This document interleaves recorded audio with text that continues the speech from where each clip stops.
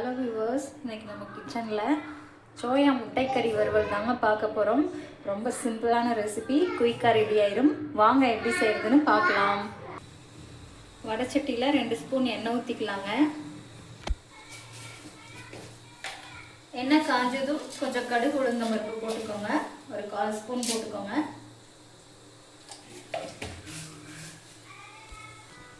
கடுகு இந்த அளவு பொரிஞ்சதும் கொஞ்சம் சோம்பு போட்டுக்கலாங்க.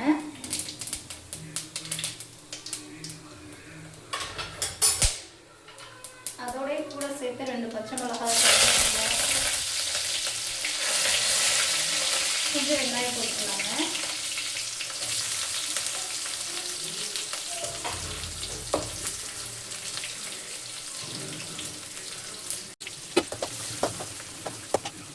வெங்காயத்துக்கு தேவையான அளவு உப்பு போட்டுக்கலாங்க.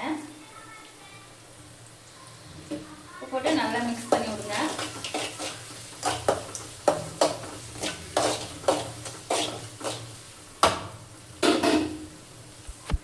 பாருங்க, வெங்காயம் இந்த அளவு வதங்கினதும் 1 ஸ்பூன் சில்லி பவுடர் சேர்த்துக்கிறேங்க.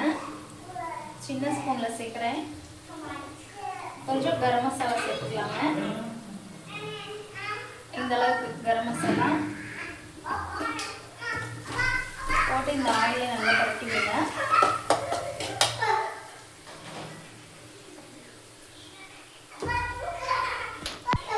இஞ்சி பூண்டு பேஸ்ட் 1 ஸ்பூன் ஆட் பண்ணிக்கலாங்க. இந்த அளவு ஆட் பண்ணால் போதும்.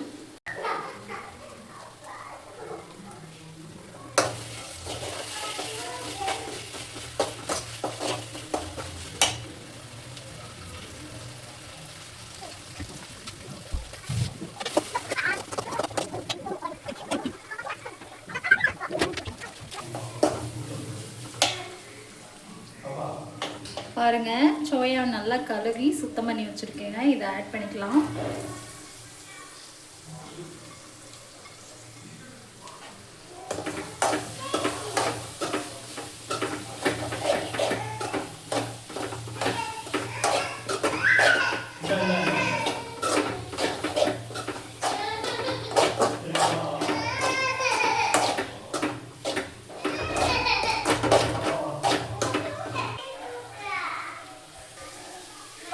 சோயாவை போட்டுட்டு 5 மினிட்ஸ் கழிச்சு லைட்டாக புதினா ஆட் பண்ணிக்கோங்க.